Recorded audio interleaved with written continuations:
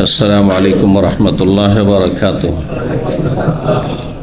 إن الحمد لله نحمده ونستعينه ونستغفره ونعوذ بالله من شرور أنفسنا ومن سيئات أعمالنا.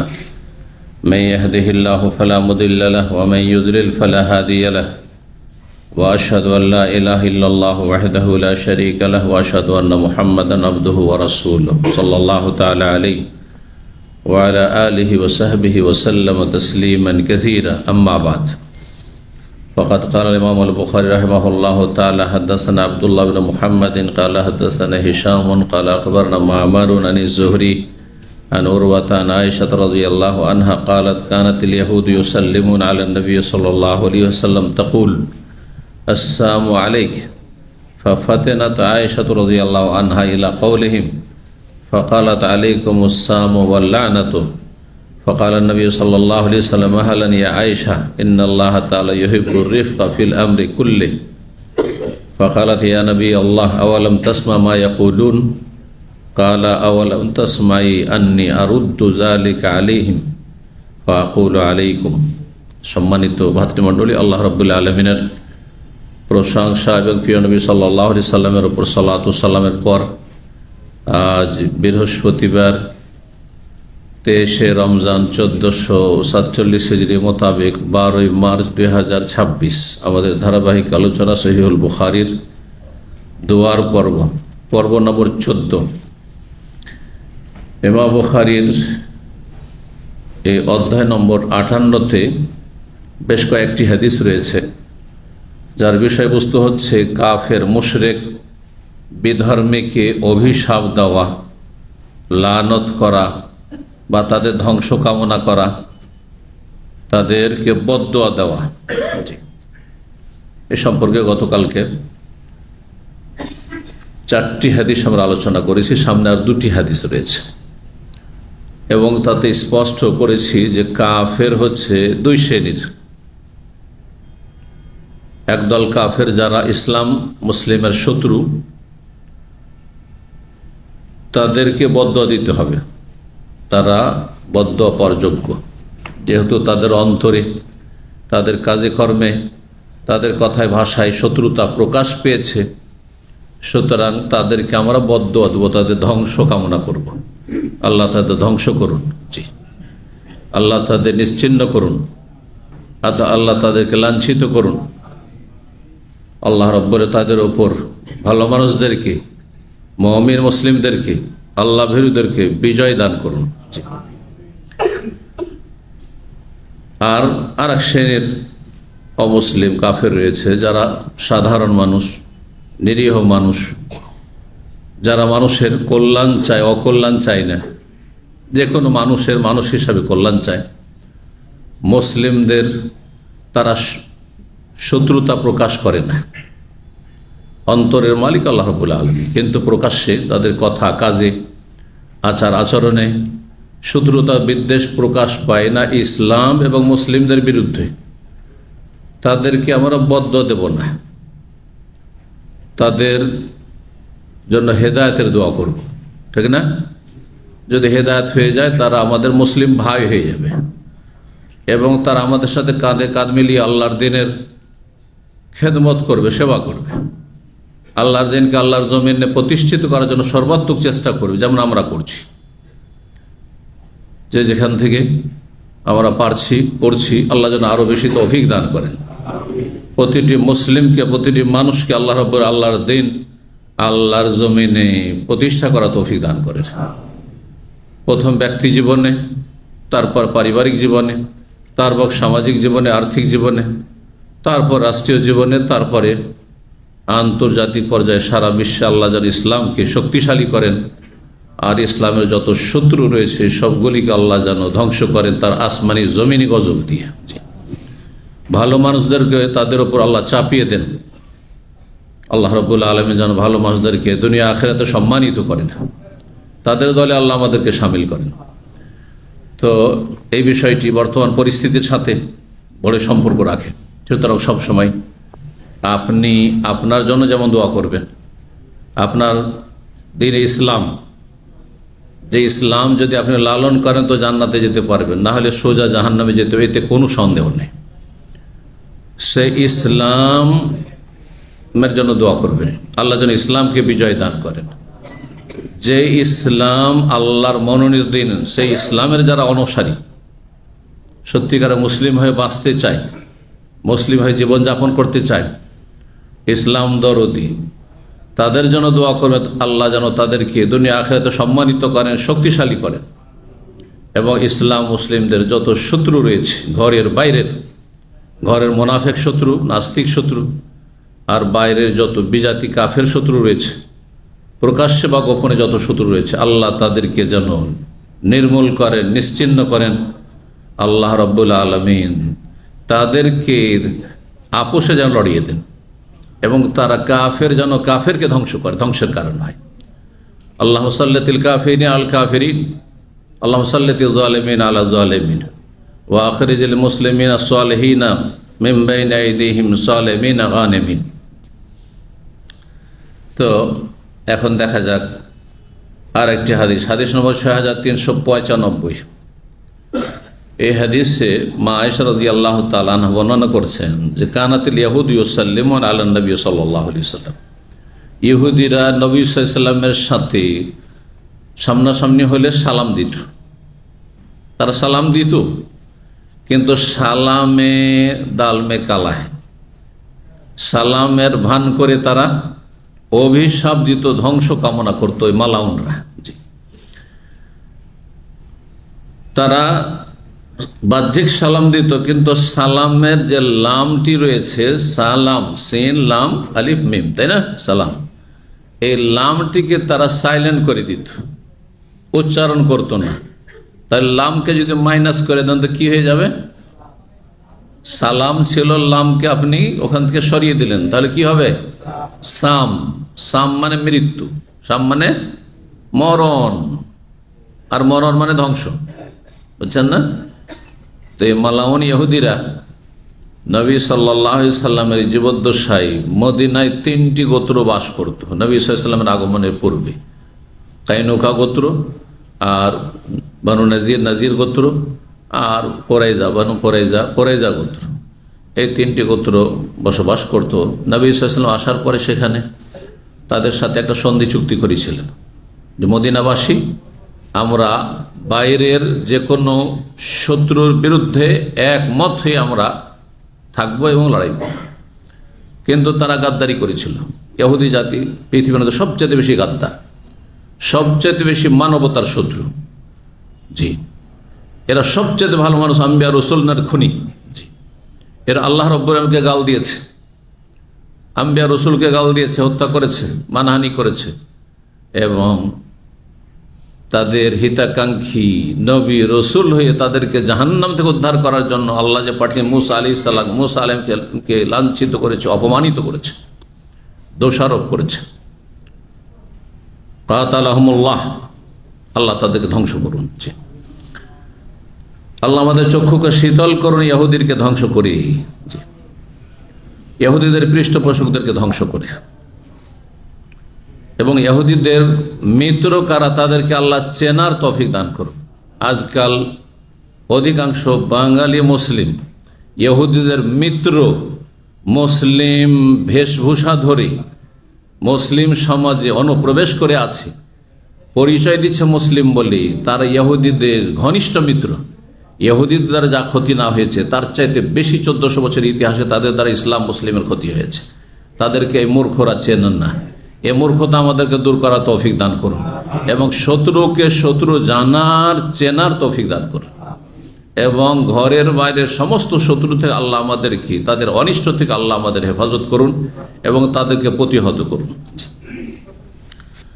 তো এই অভিশপ্ত ইহুদিরা নবী সাল্লাল্লাহু আলাইহি ওয়াসাল্লামের সাথে দেখা হলে বলতো, তাকুলু আসসালামু আলাইক, আপনার মরণ হোক, নাউযুবিল্লাহ। ফাতিমাতুন আয়েশা রাদিয়াল্লাহু আনহা, আয়েশা রাদিয়াল্লাহু তাআলা আনহা কক্ষের ভিতর থেকে, পর্দার আড়াল থেকে এই যে তাদের এই যে সালামের নাম দিয়ে মরণ কামনা করা, তাদের এই উচ্চারণটি অনুধাবন করতে পেরেছেন, বুঝতে পেরেছেন যে আসসালামু আলাইকুম বলেন না, কি বলছে? আসসালামু আলাইকুম। অনেক মূর্খ মুসলিম আছে, সালাম দেয় সালাম আলাইকুম, কি বলে তাড়াহুড়া করে, কি বলে সালাম আলাইকুম। আসাম আলিফ লাম যদি এখান থেকে সরিয়ে দেন তো কি হয়, সাম তো হয়, তাই না?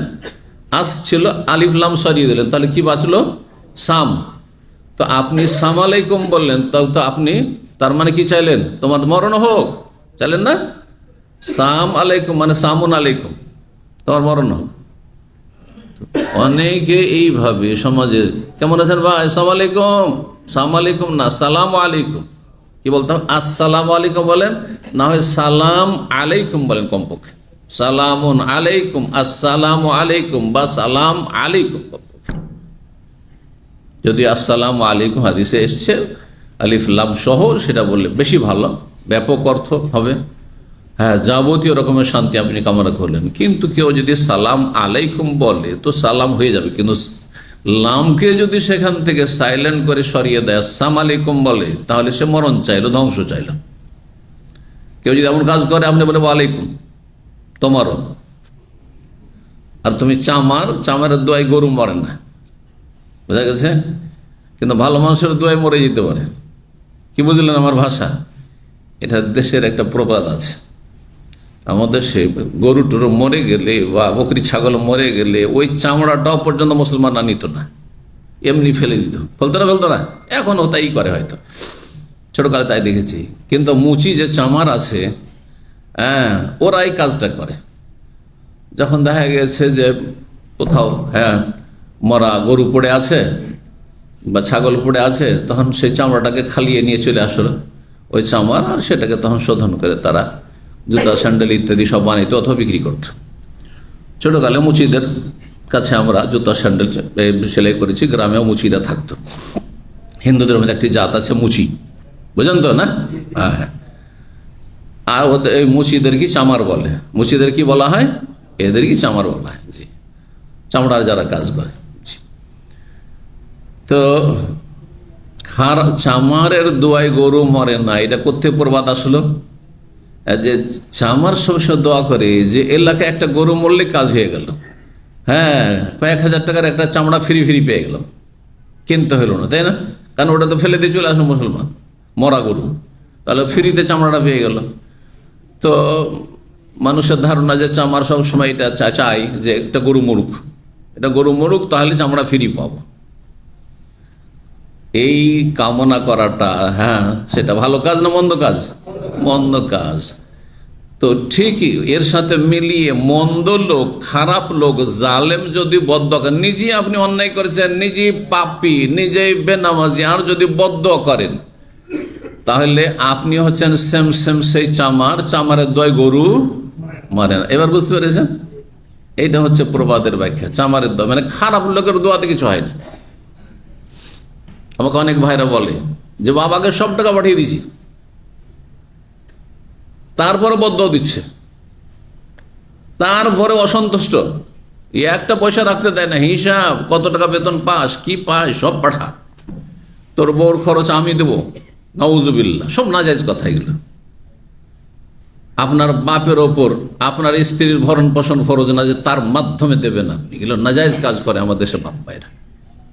আপনারও ফরজ, বহু নাজায়েজ কাজ, বহু জুলুম অত্যাচার আমাদের বাবা মায়েরাও করে, শুধু ছেলে মেয়েরা করে না, ছেলে মেয়েরাও জালেম, অধিকাংশ ছেলে মেয়েরাই জালেম, বা বিশেষ করে ছেলেরা জালেম। কিন্তু বাপ মাও অনেক জালেম আছে আমাদের সমাজ। সব টাকার মালিক না, সে খাওয়া দাওয়ার মালিক, তার যে প্রয়োজন, জরুরি প্রয়োজন, সেটা আপনার কাছ থেকে নেওয়ার মালিক, এবং সেই ক্ষেত্রে আপনার পারমিশন লাগবে না, এটা তার অধিকার। ইসলাম ন্যায় বিচার করে, অবিচার করে না। কি বুঝতে পারলেন? মানে আপনার ক্যাশের মানি ব্যাগে টাকা রাখা আছে, পকেটে টাকা রাখা আছে, আর আপনার আব্বাকে জিজ্ঞাসা করতে, বাবা টাকাটা দাও যে আমি একটু সংসার চালাবো, না, বিনা বলাতে টাকা নেবে, যতটা দরকার সংসার চালাবে জন্য, যতটা তার চিকিৎসার জন্য দরকার, এটা তার অধিকার। কিন্তু সব টাকা নেবে সেই বাপ জালেম, সেই মা জালেম। তো অনেক বাপ মা আছে, ভুক্তভোগীরা আমাকে এসে অনেক সময় অভিযোগ করে, ওরা কষ্ট নিয়ে, যে সব টাকা পয়সা পাঠিয়ে দিই, তারপরে বদদোয়া ছাড়া কিছু পাই না। এর উত্তরে তাদেরকে সান্ত্বনা দেওয়ার জন্য কি বলি, যদিও হয়তো বাবার মায়া আছে বা মায়ের মায়া আছে, কষ্ট লাগতে পারে আমার কথায়, কিন্তু কথাটা তিতা হইলেও, তিতা ওষুধ মাঝে মাঝে খেতে হয়, পাপীদেরকে চেনার জন্য। কথা বোঝা গেছে না? তখন আমি বলি চামারের দোয়ায় গরু মরে না। মানে আপনার বাবা জালেম যদি হয়, মা জালেম হয় আর বদদোয়া দেয়, ওই দোয়াতে কিচ্ছু হবে না, ওই বদদোয়াতে কোনো কাজ হবে না। কিন্তু সত্যি যদি আপনি অন্যায় করেন, হক নষ্ট করেন বাপ মায়ের, আর বাপ মা যদি দোয়া করে বা একজনই দোয়া করে, তাহলে তার দোয়া কবুল হয়ে যাবে, সে বদদোয়া লেগে যাবে। বাপকে বা মাকে আপনি মানসিক কষ্ট দিয়েছেন, হ্যাঁ, অথবা শারীরিক কষ্ট দিয়েছেন, আর্থিক কষ্ট দিয়েছেন, আপনি সত্যি কষ্ট দিয়েছেন, আর যদি মনোকষ্ট নিয়ে দোয়া বদদোয়া না করে তবুও লেগে যাবে, তবু আল্লাহ পাকড়াও করে, দুনিয়াতেই পাকড়াও করবেন। এইটাও মনে রাখবেন, সাবধান, যাতে করে মাপ পাঠিয়ে ঠিক থাকে, ব্যালেন্স ঠিক থাকে আমাদের জীবনের। লা তাজলিমুনা ওয়া লা তুজলামুন, ছেলে মেয়ে বাবা মায়ের উপর জুলুম করবেন না, আর বাবা মা তোমরা ছেলে মেয়ের উপর জুলুম করবে না, কোনো দিক থেকে জুলুম চলবে না। আল্লাহ বুঝার তৌফিক দান করেন। প্রবাসীরা এইভাবে চলবেন, আপনার ওপর শুধু বাপ মায়ের হক না যে সব টাকা বেতন সব পাঠিয়ে দিবেন বাপ মায়ের কাছে, আর তারপরে বাপ মা নিজের নামে করলো, পরে তখন সমান সমান ভাগ করে সব ছেলে মেয়েকে দিল। আপনার স্ত্রীর হক নেই আপনার ওপর। হাসর মাঠে যখন জাহান্নামে যেতে হবে আপনার স্ত্রীর হক নষ্ট করার কারণে, আপনি হঠাৎ করে মারা গেলেন আর আপনার ছেলে মেয়েগুলো সব বঞ্চিত যখন হয়ে গেল, আপনার উপার্জন করা জমি জায়গার ভাগ, সম্পদের ভাগ বাপের নামে মায়ের নামে থাকার কারণে আপনার ভাইরা পেল, কিন্তু আপনার ছেলে মেয়ে পেল না। জাহান্নামে যেতে হবে না? জাহান্নামে যেতে হবে, এত হালকা মনে করবেন না। সেই জন্য প্রথমখানে বাপ মা অসন্তুষ্ট হয়, বলবে যে আপনারা খাওয়া দাওয়ার মালিক, হ্যাঁ, আপনাদের ভরণ পোষণের মালিক, বস্ত্রের মালিক, হ্যাঁ, তারপরে বাড়িঘর লাগবে, বাড়িঘর আমি করে দিচ্ছি, আপনার মতো থাকার। এই নয় যে আমার 5টা ভাই আছে সবার বাড়ি করে দিতে হবে আমাকে, না, তাদের বাড়ি আমাকে করে দিতে হবে না, কিন্তু আমার বাপ মায়ের বাড়ি করে দিতে হবে। আমার মতো সেম সেম ঘর আমার আব্বা আম্মার থাকতে হবে, কি বুঝলেন? কিন্তু সেজন্য আমার মতো সেম সেম ঘর বাপ মা বলছে যে তোর ভাইগুলোর করে দে, না, এটা নাই, এটা নফল কাজ, করতে পারলে ভালো, কিন্তু আগে ফরজ তারপরে সুন্নত নফল। আগে ফরজ কি? আগে আপনার স্ত্রী ছেলে মেয়ে তাদের ভবিষ্যৎ, হ্যাঁ, তাদের জন্য একটা ঘর সুন্দর কর, তারপরে তখন ভাইয়ের কথা চিন্তা করেন, আপনি বোনের কথা চিন্তা করেন। আল্লাহ যেন বুঝার তৌফিক দান করেন। এইগুলি মাসলা আপনাদের জন্য জরুরি, কারণ এই বিষয়ে আমাদের দেশের অধিকাংশ বাপ মায়েরা শরীয়তের মাসলাও বুঝে না, আর বুঝলে পরোয়া করে না। অল্প কিছু লোক বুঝে কিন্তু মানে না। আমাদের ইসলামিক সেন্টারে একটা ছেলে চাকরি করতো ইন্ডিয়ার, ওই ছেলেটা মাত্র 2 কাঠা জমি কিনেছে তার নিজের নামে, বাপকে জানতে দেয়নি, পরে জেনে ফেলেছে। বাপ মুসল্লি, একবারে তাহাজ্জুদ গুজার মুসল্লি। আমাদের দেশের ধার্মিক গুলো এরকম হয়, এইদিকে তাহাজ্জুদ পড়ছে, ছেলে মেয়ের জুলুমও করছে, বুঝতে পারছেন? মসজিদে ইমামতিও করছে, আর এদিকে জালেম ছেলে মেয়ের জুলুম অত্যাচার করছে, পাড়া প্রতিবেশী জুলুম অত্যাচার করছে।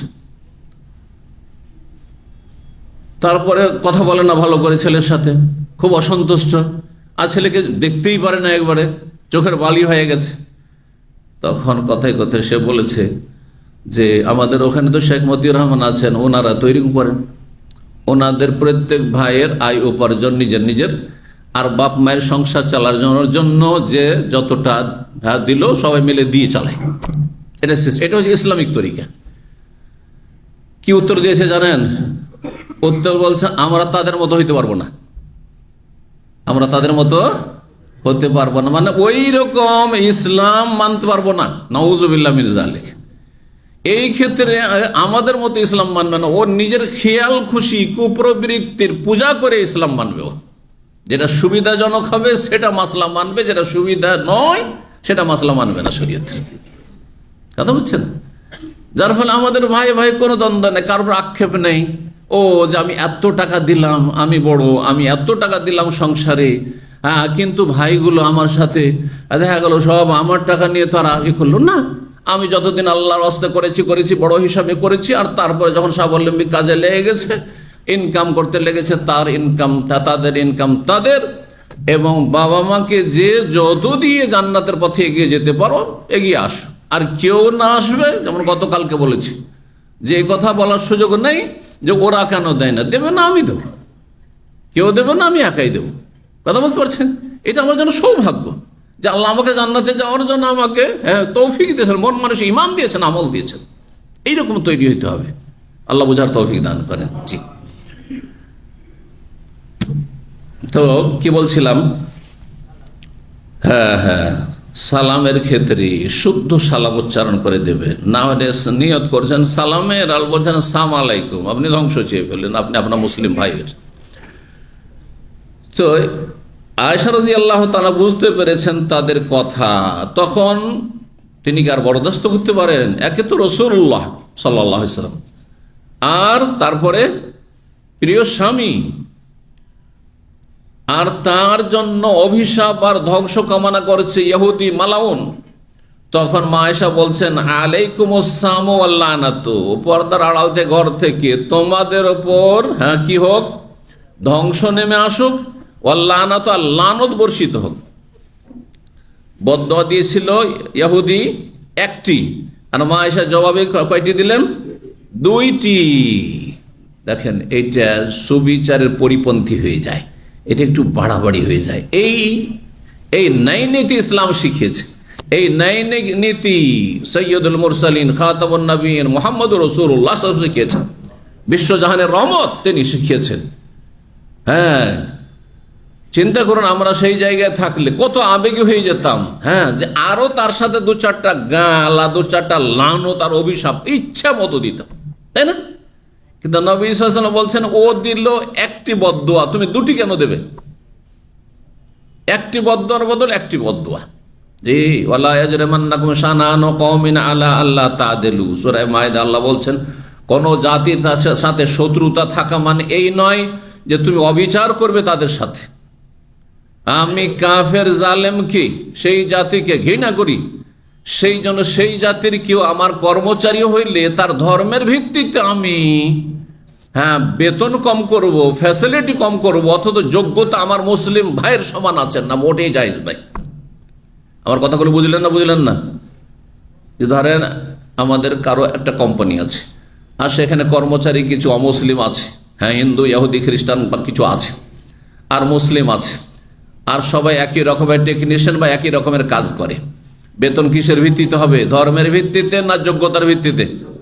যোগ্যতার ভিত্তিতে, কাজের যোগ্যতার ভিত্তিতে, ইমানি যোগ্যতার ভিত্তিতে না।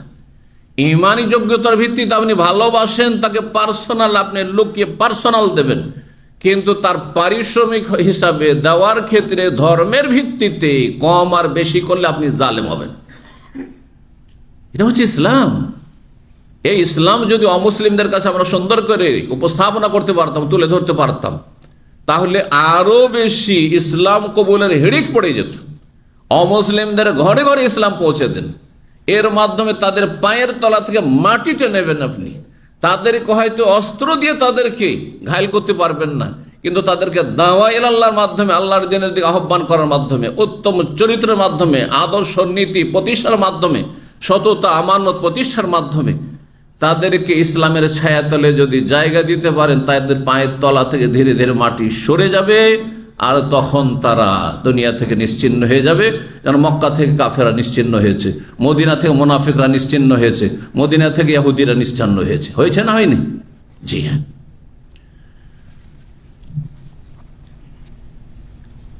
তো আয়েশা রাদিয়াল্লাহু তাআলা বলেন আলাইকুম আসসালাম ওয়াল লানত, ইহুদিরা তোমাদের মরণ হোক আর তোমাদের লানত হোক। নবী সাল্লাল্লাহু আলাইহি ওয়াসাল্লাম বললেন মাহলান ইয়া আয়েশা, থামো আয়েশা, শান্ত হও, আরে ঠান্ডা হও, অত গরম হইও না। ইন্নাল্লাহ তাআলা ইউহিব্বুর রিফকা ফিল আমরি কুল্লিহি, অন্য রিওয়ায়াতে আছে ইন্নাল্লাহ রাফিকুন, আল্লাহ হচ্ছে নম্র। সুতরাং প্রতিটি বিষয়ে আল্লাহ নম্রতা ভালোবাসেন, নরম আচরণ ভালোবাসেন। এটা গরম আচরণ হয়ে গেল। ও দিল একটি বদদুয়া আর আমি দিব দুটি, ডবল। ফাকালা হে নবী আল্লাহ, তখন মা আয়েশা বলে হে আল্লাহর নবী, আওয়ালাম তাসমা মা ইয়াকুলুন, আপনি কি শোনেননি যে কি বললো? আপনাকে বদদুয়া দিচ্ছে, আপনার ধ্বংস কামনা করেছে, মরণ কামনা করেছে, শোনেননি? কালা, নবী সাল্লাল্লাহু আলাইহি ওয়াসাল্লাম বললেন আওয়ালাম তাসমাই আন্নী আরুদ্দু যালিকা আলাইহিম, তুমি কি শোনোনি যে আমি তাদের জবাব দিয়ে দিছি, যথাযথ জবাব দিয়ে দিচ্ছি। ফাকুলু, তাদের জবাবে আমি আলাইকুম বলেছি। এই জন্য কোন অমুসলিম যদি আপনাকে সালাম দেয় কিন্তু দেখছেন যে উপহাস করছে, অনেক সময় কিন্তু অমুসলিমরা, যেখানে অমুসলিম মেজরিটিতে আছে, হয়তো বাংলাদেশের সংখ্যালঘু আছে, সেই জন্য আপনার সাথে সালাম নিয়ে ঠাট্টা মস্করা করবে না, কিন্তু এমন গ্রামে যেখানে হয়তো অমুসলিমদের সংখ্যা বেশি আছে, মুসলিম হয়তো দুর্বল হয়ে আছে যে কোনো দিক থেকে, দেখুন অনেক সময় ইসলাম নিয়ে ঠাট্টা মস্করা করে, উপহাস করে। উপহাস করে যদি সালাম দেয়, সালাম আলাইকুম, দেখছেন যে বুঝতে পারছেন ওর ভঙ্গিমাতে যে আপনাকে নিয়ে কি করছে, উপহাস করছে, বলেন ওয়ালাইকুম। তুমি যেই নিয়তে দিলে তার উচিত শাস্তি আল্লাহ তোমাকে দিক, এটা ওয়ালাইকুম দিয়ে হয়ে গেল কাজ, বুঝলেন না? কিন্তু এমনি যদি নিরীহ অমুসলিম হয়, নিরীহ মুসলিম, আর খুব ভালো আচরণ আপনাদের সাথে, আত্মীয়তার মতো, গ্রামবাসী, পাড়া প্রতিবেশী, আমাদের দেশে হিন্দুরা অনেকেই আগের যুগে তো আরো ভালো ছিল, যে নিজের আত্মীয়র মতো চলাফেরা করত, যেন তাদের সাথে একটা মানে পরম্পরা যুগ যুগ ধরে একসাথে বসবাসের কারণে মনে হয়েছে যে একই মনে হচ্ছে, যদিও ধর্ম ভিন্ন ভিন্ন, কিন্তু কোনো শত্রুতা বিদ্বেষ আর এই সব ছিল না কিছু, এসব বিষগুলি ছিল না। এই বিষ বপন করেছে এক শ্রেণীর নিকৃষ্ট কীটগুলো। আল্লাহ তাদেরকে যেন নিশ্চিহ্ন করেন, আল্লাহ তাদেরকে যেন ধ্বংস করেন, আল্লাহ তাদেরকে কখনো যেন সফল না করেন। রব্বুল আলামিনের কাছে দোয়া করেন এই রমজান মাসে। জি, যারা মুসলিম অমুসলিমদের মাঝে বিষ আপনার মানে বিষাক্ত পরিবেশ তৈরি করে আর সমাজের সম্পর্ককে খারাপ করে, আল্লাহ তাদেরকে কখনো যেন সফল না করেন। জি, তো যদি দেখা যায় যে নিরীহ মুসলিম আর আপনাকে সালাম আলাইকুম, যেমন এখানে অমুসলিমরা অনেক সময় মুসলিমদেরকে সালাম দেয়, দেয় না? তাহলে ওয়ালাইকুম বলবেন না ওয়ালাইকুম আসসালাম বলবেন? একদল বলছেন ওয়ালাইকুম, এই ক্ষেত্রে ওয়ালাইকুম বলবেন, সালাম বলবেন না। আর এক দল বলছেন যেহেতু তার নিয়তে কোনো খারাপই নেই আর আপনার শান্তি চেয়েছে, আমার শান্তি কি অমুসলিম চাইতে পারে না? হ্যাঁ, চাইতে পারে। আমার যখন শান্তি চেয়েছে তো তার শান্তি আমি চাইব না? আমার নৈতিকতা হচ্ছে সে যখন শান্তি প্রিয়, আমার জন্য শান্তি চেয়েছে, তার জন্য কি চাইব? শান্তি চাইব।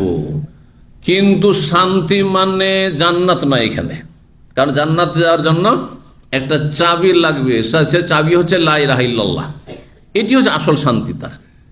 আল্লাহ ওয়ালাইকুম আসসালাম, তোমার উপরও শান্তি হোক, তোমার হেদায়েতের মাধ্যমে, তোমার কালেমা পড়ে নেওয়ার মাধ্যমে, অথবা পার্থিব সুখ শান্তি হোক, যেমন তুমি আমার জন্য সুখ শান্তি কামনা করলে। ওয়ালাইকুম আসসালাম অনেক ওলামাদের কাছে বলা যাবে। সুতরাং কোনো ব্যক্তি যদি অমুসলিমকে, ভালো মানুষ অমুসলিম, কিন্তু সে অমুসলিম, আর সততার সাথে খোলা মন নিয়ে আপনার সাথে ভালো সম্পর্ক আছে বা পরিচিতি আছে, আসসালামু আলাইকুম বলছে, তো ওয়ালাইকুম আসসালাম বলতে পারেন। কিন্তু মরে যাওয়ার পরে ওই লোকটি মারা গেছে, তখন তার জন্য মার্সি কামনা করা যাবে? যেমন ট্রেসা যখন মারা গেল, মাদার ট্রেসার জন্য অনেক মুসলিম মুনাফিকগুলো মার্সি কামনা করলো। এইরকমই বহু কাফের, কিছুদিন আগে কোনো কাফের মারা গেল পোপ, তো তারপরে তার জন্য অনেক মুনাফিক মুসলিম নেতাগুলো তাদের জন্য মার্সি কামনা করলো। না, এটা ঈমান ভঙ্গকারী বিষয়। কোন কাফের জন্য তার মরে যাওয়ার পরে কেউ যদি জান্নাত কামনা করে, আল্লাহর রহমত কামনা করে, তার ঈমান নষ্ট হয়ে যাবে, মোটেই জায়েজ নয়। কারণ সে জাহান্নামে চলে গেছে। আল্লাহ কোরআনে বলছেন যে কাফের কুফরের অবস্থায় মারা গেছে, সে জাহান্নামে চলে গেছে, তাকে জাহান্নামের সুসংবাদ দেন। হাদিস রয়েছে মর্মে যে জাহান সুসংবাদ দাও তাকে, যে তুমি জাহান্নাম পেয়ে গেছো তো। জি, যেমন বদর ওই কাফের গুলিকে নবী করিম সাল্লাল্লাহু আলাইহি ওয়াসাল্লাম বলেছিলেন, পেয়েছো তো। জি, কথা বুঝতে পারলেন? মরে যাওয়ার পরে কোনো কাফের জন্য দোয়া নেই, যতদিন বেঁচে আছে দোয়া করেন। দুনিয়ার শান্তির আর হেদায়েতের শান্তির, হেদায়েতের শান্তি গ্রহণ করুক, তাহলে জান্নাতের শান্তি অটোমেটিক পেয়ে যাবে, সেই পথের পথিক হয়ে অবিচল থাকলে। আল্লাহ যেন বুঝার এবং আমাদেরকে মধ্যম পন্থা অবলম্বনে তৌফিক। এর নাম হচ্ছে মধ্যম পন্থা। আমরা অবিচার করব না, যারা আমাদের কল্যাণ চাই তাদের কল্যাণ চাইব, কিন্তু যতটা আল্লাহ আমাদেরকে অনুমতি দিয়েছেন, মানুষ কুফরির অবস্থায় মরে যাওয়ার পরে তার জন্য কল্যাণ চাওয়ার আর কোনো সুযোগ নেই। কিন্তু দুনিয়ায় যতদিন বেঁচে আছে কল্যাণ চাইতে পারবো। নবী করিম সাল্লাল্লাহু আলাইহি আলাইকুম জবাব দিয়েছিলেন। 6396 নম্বর হাদিস বর্ণনা করেছেন আলী ইবনে আবি তালিব রাদিয়াল্লাহু তাআলা আনহু। তিনি বলেন, কুন্না মা নবী ইয়াউমুল খান্দাকে, আমরা নবী সাল্লাল্লাহু আলাইহি ওয়াসাল্লামের সাথে খন্দকের যুদ্ধের দিনে ছিলাম যোদ্ধা হিসাবে। আলী বলছেন খন্দকের যুদ্ধ, খন্দক মানে পরিখা, গর্ত খনন করা।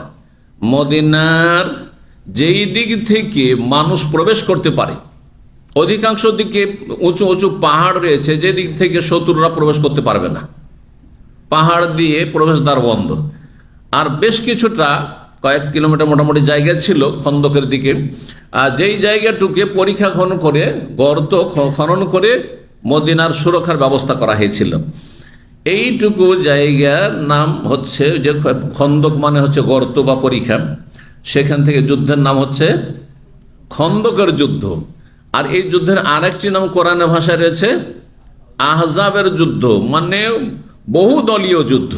কাফেরদের যতগুলি গোত্র বংশ ছিল আরব মুশরিকদের, সবগুলি গোত্র বংশ, শুধু মক্কার লোক এই যুদ্ধে আসেনি, সমস্ত কাফের গোত্রগুলি, আপনার রিয়াজ, কাসিম, নাজদ এলাকার বড় বড় জালেম দুর্দান্ত কাফের গোত্র বংশগুলি ছিল, গেতমান বংশ ছিল, তারা বড় একটা সেনাবাহিনী নিয়ে সেখানে হাজির হয়েছিল। হ্যাঁ,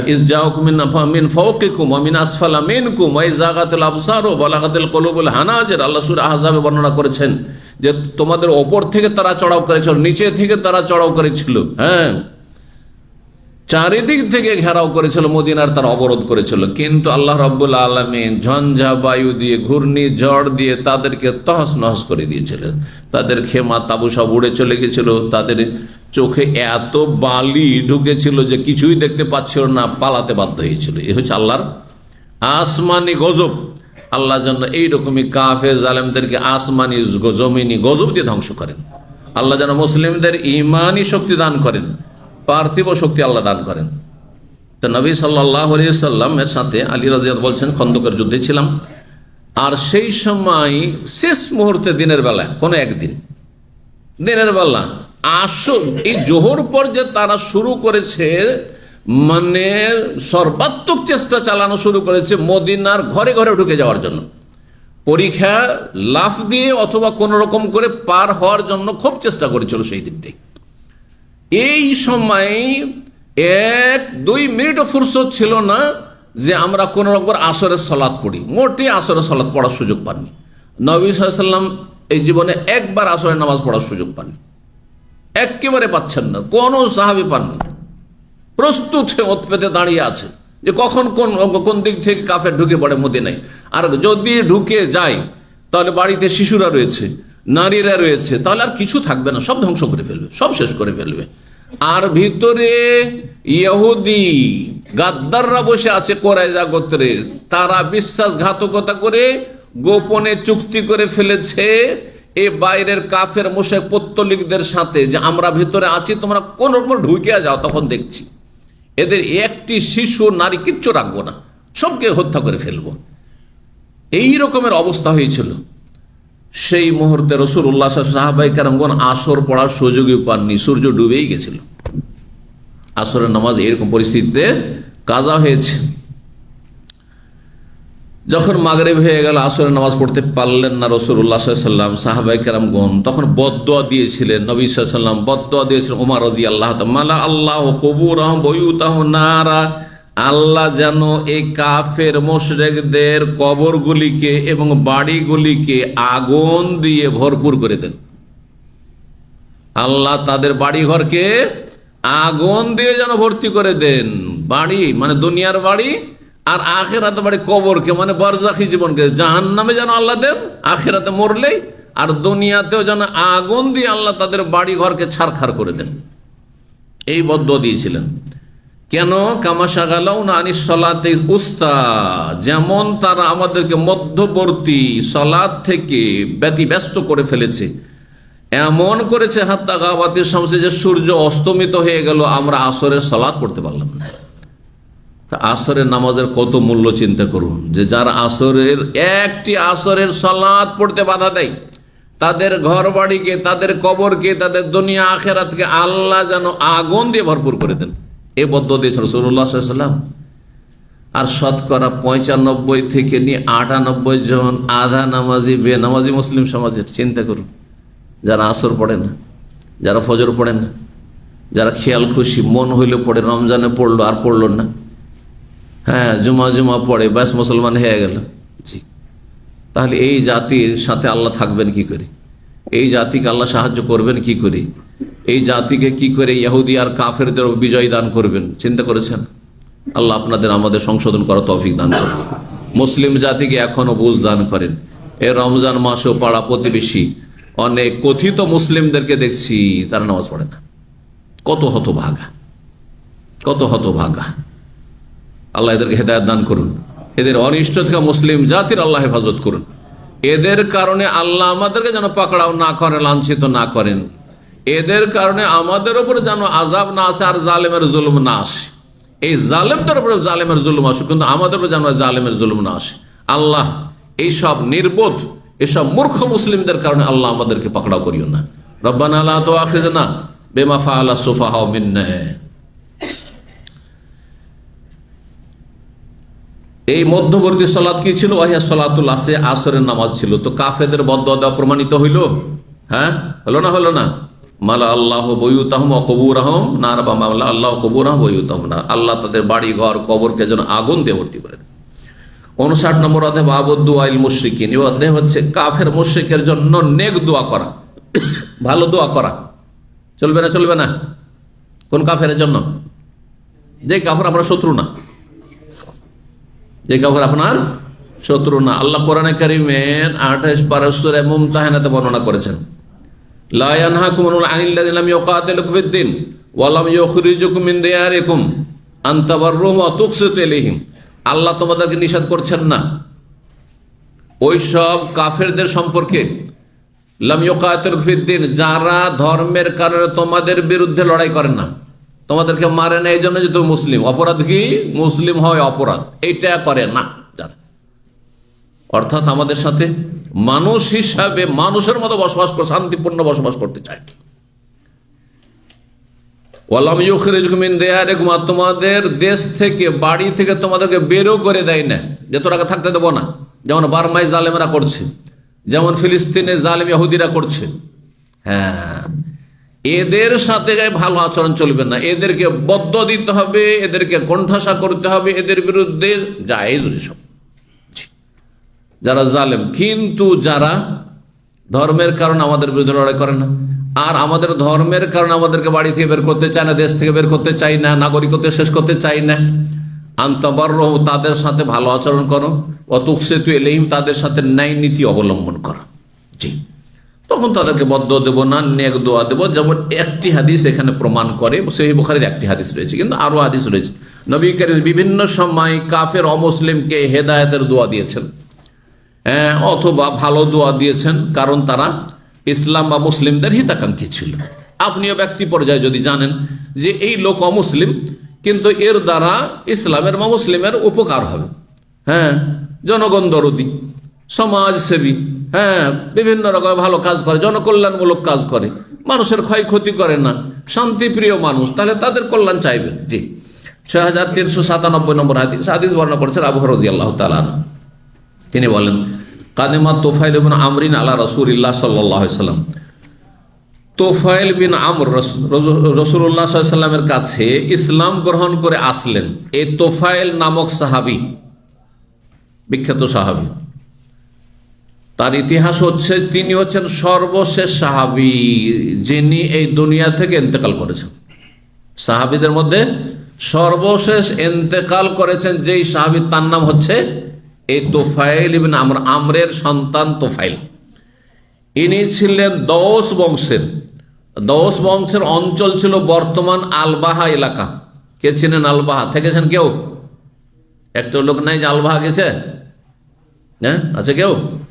আলবাহা যাননি? আবহাওয়া তায়েফ থেকে পেছন দিকে যখন চলে যাবেন একটু, হ্যাঁ, বাম সাইডে আলবাহা অঞ্চল আসবে। ঠান্ডা অঞ্চল, ঠান্ডা, এবং মেঘ বৃষ্টি হইতে থাকে, আর উঁচু উঁচু পাহাড়, পাহাড়ের উপর হাঁটছেন আপনি, বা আপনি মহল্লায় হাঁটছেন আর পাহাড়ের নিচ দিয়ে মেঘমালা যাচ্ছে, এরকম দৃশ্যগুলি সৌদি আরব আছে, আবহাতে এবং আলবাহাতে।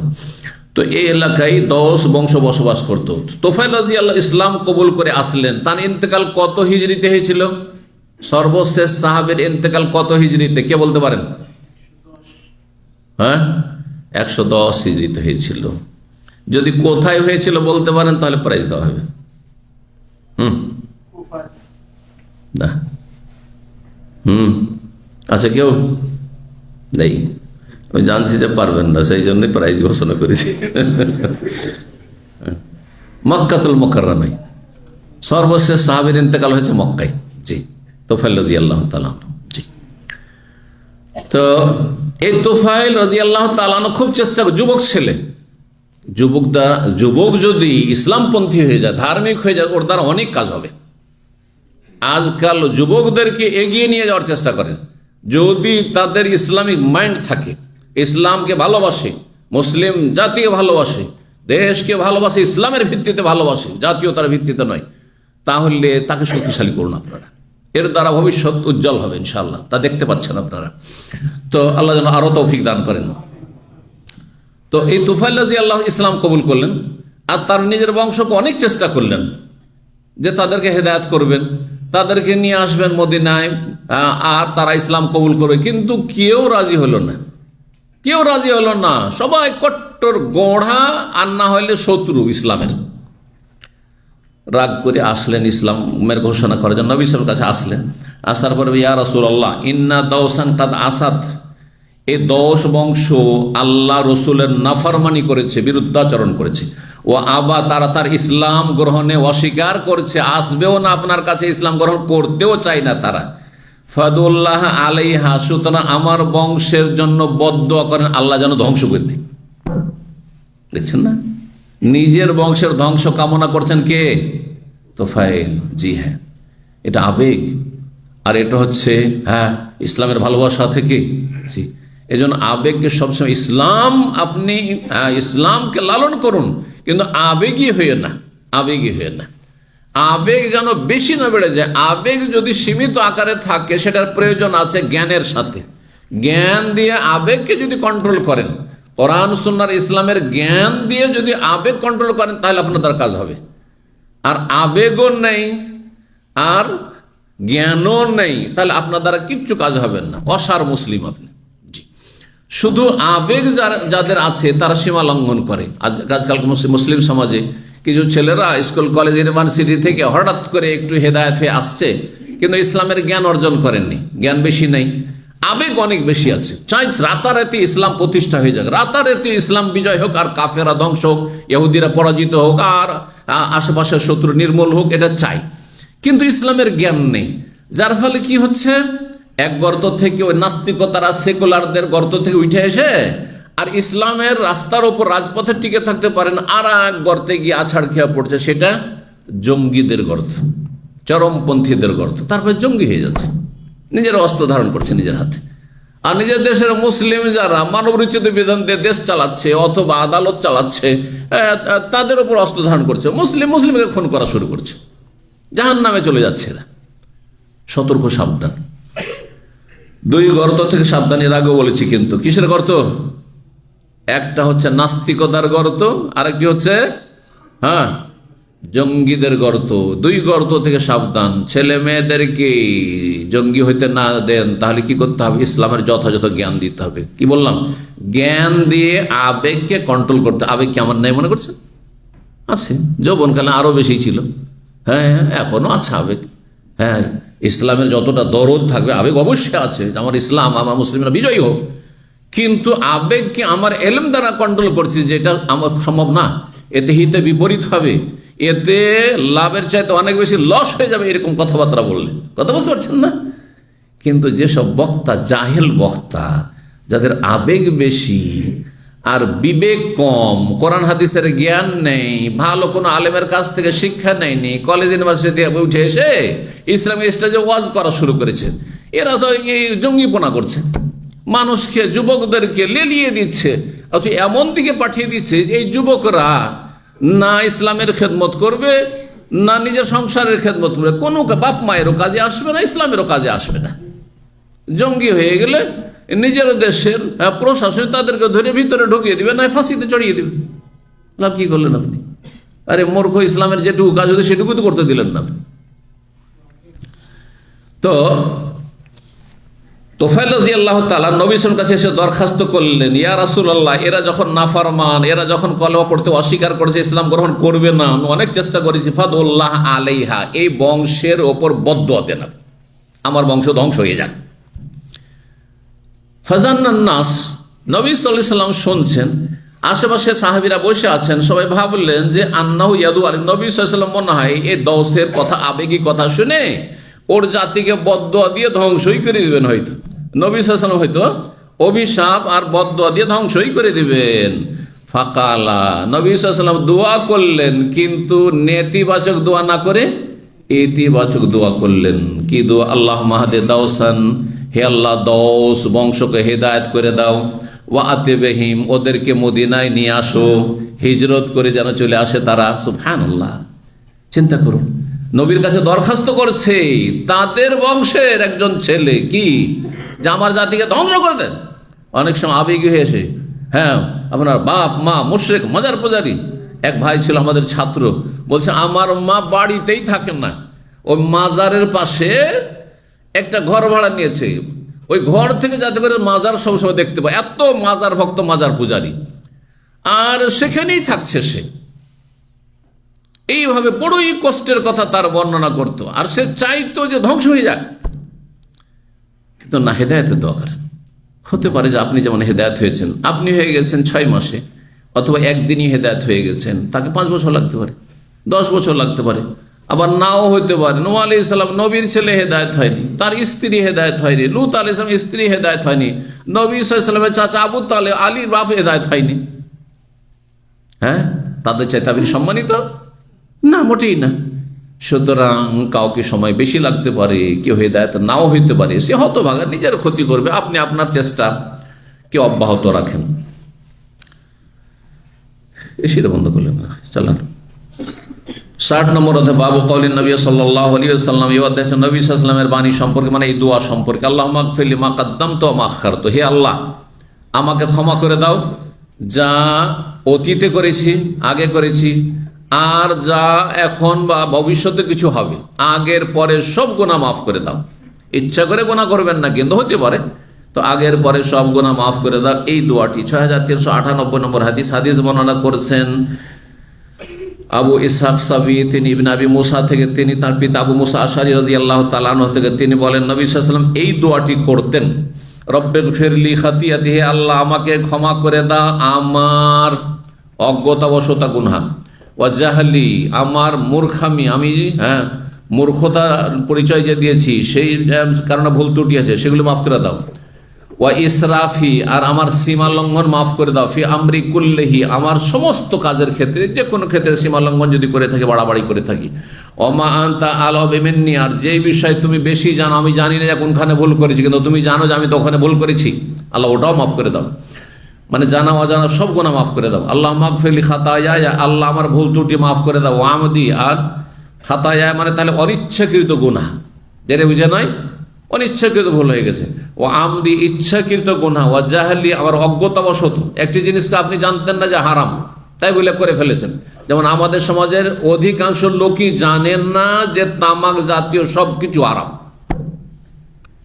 তামাক থেকে জর্দা, তামাক থেকে খৈনি, গুটকা, আর আপনার গুল, আর তামাক থেকে আপনার সিগারেট, বিড়ি, সব কিছু, এগুলো আমাদের দেশের মানুষের কি মনে করে? মাকরুহ। মাকরুহ মানে খাও নাকি? মাকরুর তর্জমা খাও না? আচ্ছা, মাকরুহ মানে যে ঘৃণিত, শাব্দিক অর্থ। আপনার শাব্দিক অর্থ যদি নিয়ে নি, তো ঘৃণিত কার কাছে? আল্লাহর কাছে। আর কার কাছে? রসুলের কাছে। আল্লাহ যেটাকে ঘৃণা করেন, রসুল যেটাকে ঘৃণা করেন, সেটাকে আপনি ভালোবাসেন, সেই জন্য আপনি সিগারেট পান করেন, সেই জন্য আপনি জর্দাখোর, সেই মোল্লা, আর সেই জন্য আপনি গুটকা ব্যবহার করেন, খৈনি ব্যবহার করেন, আর আপনি তামাক ব্যবহার করেন। এটাই চরিত্র আপনার, যে আপনার রব যেটাকে ঘৃণা করেন, আপনার রসুল যেটা ঘৃণা করেন, সেটা আপনার পছন্দ। আউযু বিল্লাহ। কিন্তু মাকরুহ নয়। ভালো করে শুনি, বেদাতি মোল্লারা হালকা করেছে জর্দা খাওয়ার জন্য, কারণ বেদাতি মোল্লা ছাড়া আহলে হাদিস উলামায়ে কেরাম কেউ জর্দাকে কি বলছে? মাকরুহ বলে না। কি বলে? যে কোনো একজন মাদানী আলেম পাবেন না গোটা বাংলাদেশ, মদিনা থেকে পড়ে গেছে, সৌদি আরব থেকে পড়ে গেছে, অথবা দেশে আহলুল হাদিস সালাফি ওলামা, আর বলবে যে জর্দা হচ্ছে মাকরুহ, কথা কখনো বলবে না। যদি বলে তাহলে ভালো করে জেনে দেখবেন সে জর্দাখোর আছে।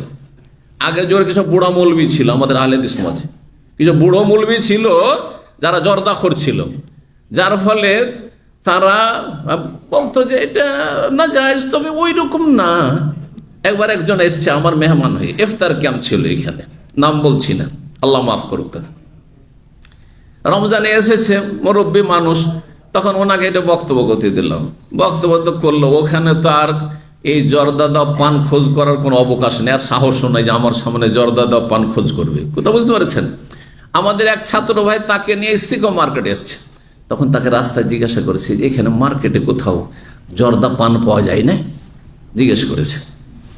তখন হ্যাঁ সিকো মার্কেটে পাওয়া যায়, হ্যাঁ জর্দা পান পাওয়া যায়। তারপরে এক উমরা অফিস ছিল এখানে, ওই ভাই মারা গেছে রাহিমাহুল্লাহ, তো উমরা অফিসে বসেছে। ওই উমরা অফিসের যেই ভাই ছিল, আল্লাহ রহম করে, সে জিজ্ঞাসা করেছে যে আচ্ছা শেখ বলেন তো এই জর্দা হারাম নয়? তো বলছেন না ওই রকম হারাম না, আছে। কথা বুঝতে পারছেন? ওই রকম হারাম না, বুঝলেন না? ওই যে বেদাতি মোল্লাদের কাছাকাছি কথা এটি, ওই রকম হারাম না মানে মকরু না, না মকরু বলে কোনো জিনিস নাই, হালাল না হারাম। নবী স্পষ্ট, আল হালাল বাইয়িন ওয়াল হারাম বাইয়িন, হালাল সুস্পষ্ট আর হারাম সুস্পষ্ট। মাঝখানে কিছু আছে যেগুলো মকরু না, মুস্তাবিহাত, সন্দেহপূর্ণ। আপনাকে সন্দেহ লাগছে জর্দা সম্পর্কে, তামাক সম্পর্কে, আমার সন্দেহ নেই।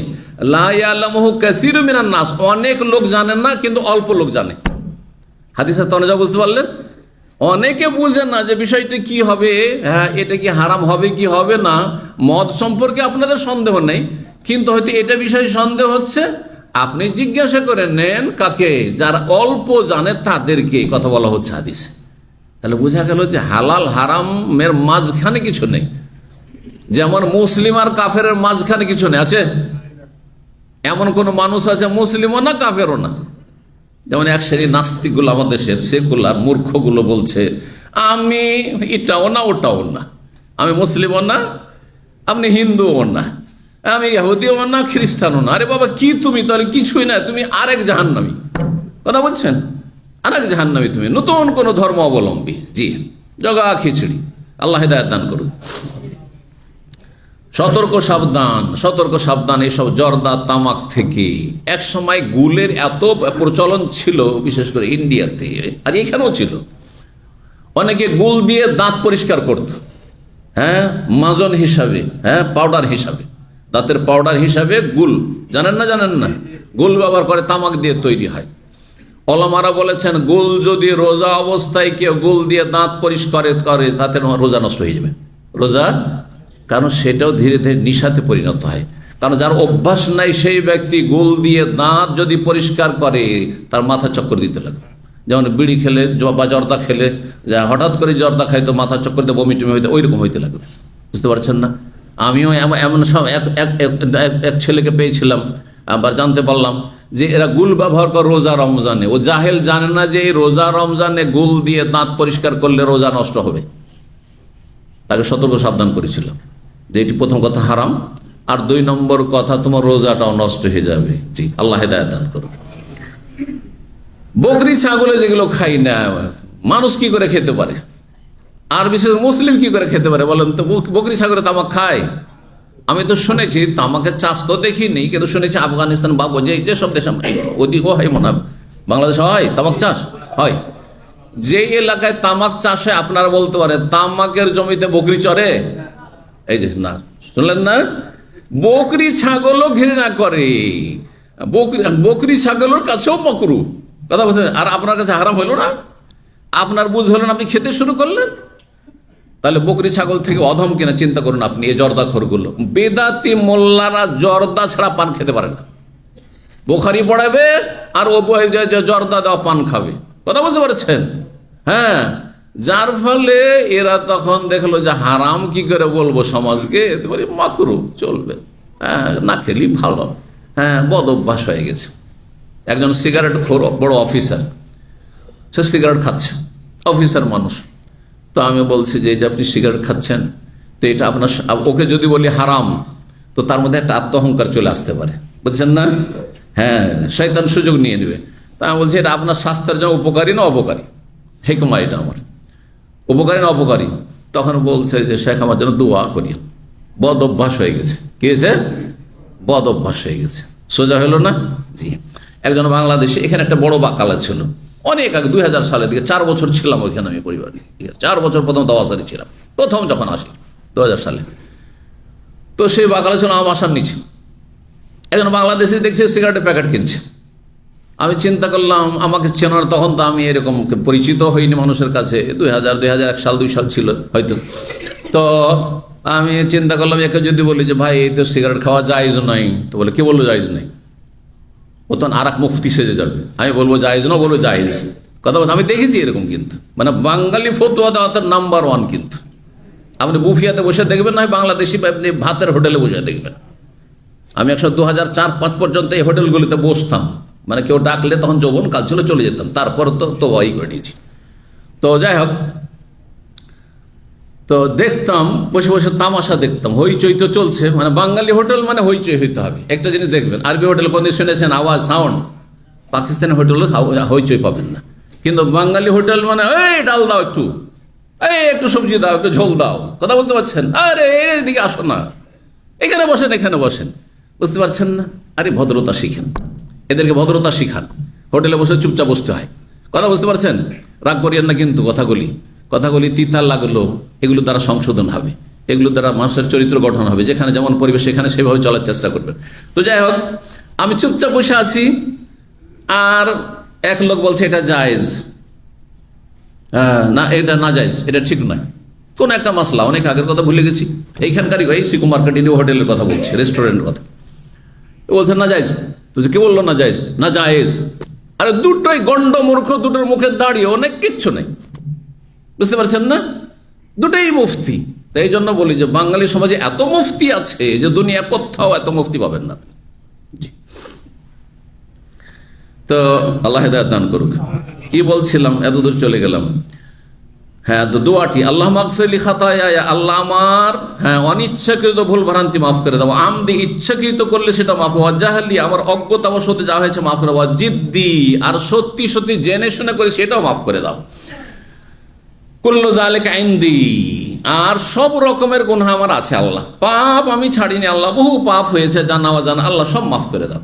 আল্লাহ মাগফির বিমা কাদ্দামতু ওয়া মা আখারতু, আল্লাহ আগের গুনাহ মাফ করে দাও, পরের মাফ করে দাও। মা আসরাতু, যা লুকায়িত তা মাফ করো। মা আলানতু, যা প্রকাশ্য তা মাফ করো। আনতাল মুকাদ্দিম ওয়া আনতাল মুআখির, তুমি অগ্রবর্তী করে থাকো, তুমি পশ্চাৎবর্তী করে থাকো। মানে তুমি মানুষকে যাকে চাও এগিয়ে দিতে পারো, সম্মানিত করতে পারো, আর যাকে চাও তুমি লাঞ্ছিত করতে পারো। ওয়া আনতা আলা কুল্লি শাইইন কাদির, তুমি সর্বশক্তিমান।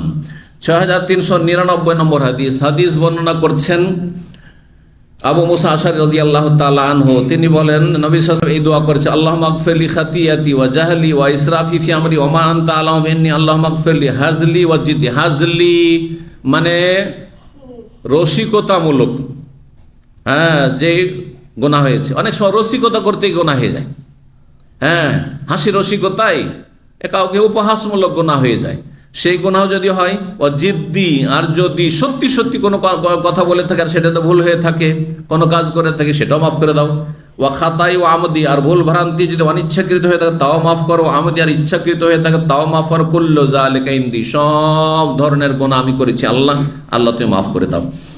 61 নম্বর অধ্যায় বাবু দুআ ফি সাআতিল্লাতি ফি ইয়াউমিল জুমআ। এই অধ্যায় হচ্ছে জুমার দিনের বিশেষ একটি মুহূর্ত রয়েছে দোয়া কবুলের, সেই সময় দোয়া করা। 6400 নম্বর হাদিস বর্ণনা করছেন আবু হুরায়রা রাদিয়াল্লাহু তাআলা আনহু। তিনি বলেন কাল আবুল কাসেম সাল্লাল্লাহু আলাইহি সাল্লাম, আবুল কাসেম রাসূলুল্লাহ সাল্লাল্লাহু আলাইহি বলেছেন। আবুল কাসেম কার কুনিয়াত? রাসূলুল্লাহ সাল্লাল্লাহু আলাইহি সাল্লামের উপনাম, ডাক নাম। বড় ছেলের নাম কি ছিল? কাসেম বিন মুহাম্মদ ছিল, সেই জন্য নবী সাল্লাল্লাহু আলাইহি সাল্লাম আবুল কাসেম, কাসেমের বাবা। আমাদের দেশেও বড় ছেলে বা বড় মেয়ের নামে কিন্তু বাপ মাকে ডাকে না, এটিকে উপনাম বলা হয় বা কুনিয়াত বলা হয়। তিনি বলেছেন ফি ইয়াউমিল জুমাতে সাআতুন, জুমার দিনে একটি সময়কাল রয়েছে। লা ইউআফিকুহা মুসলিমুন, যে কোনো মুসলিম যদি সেই সময়টিকে পেয়ে যায়, ওয়া হুয়া কায়িমুন ইউসাল্লি, সালাত পড়া অবস্থায়, সালাতরত অবস্থায়, এমনকি নামাজের জন্য অপেক্ষা করছে সেই অবস্থায় যদি হয়, সেটিও সালাতের অবস্থা। ইয়াসআলুল্লাহ খায়রান, যে কোনো কল্যাণ যদি আল্লাহর কাছে চায়, অন্য রিওয়ায়াতে আছে দুনিয়া আখিরাত, যে কোনো ভালো কিছু চান না কেন, যা চাইবেন ইল্লা আতাহু, আল্লাহ অবশ্যই দেবেন। জুমার দিনে একটি মুহূর্ত এমন রয়েছে দোয়া কবুলের মুহূর্ত।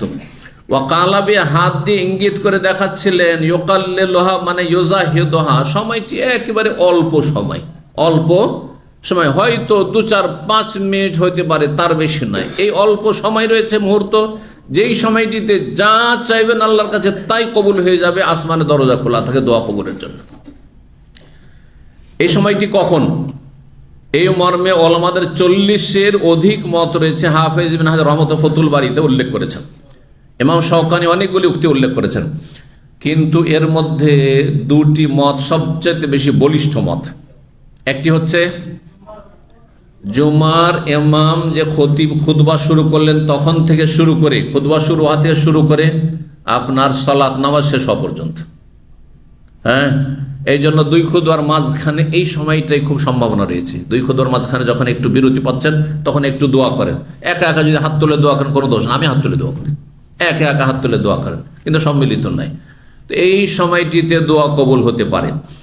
আর একটি সময় হচ্ছে আসরের সালাতের পর থেকে মাগরিব হওয়া পর্যন্ত জুমার দিন। আগামীকালকে জুমা রয়েছে, মনে রাখবেন, আসর থেকে নিয়ে মাগরিব। আর যত বেশি সূর্য অস্ত হওয়ার সময় ঘনিয়ে আসবে তত বেশি সম্ভাবনা আরো বেশি বেড়ে যায় ওই মুহূর্তটির।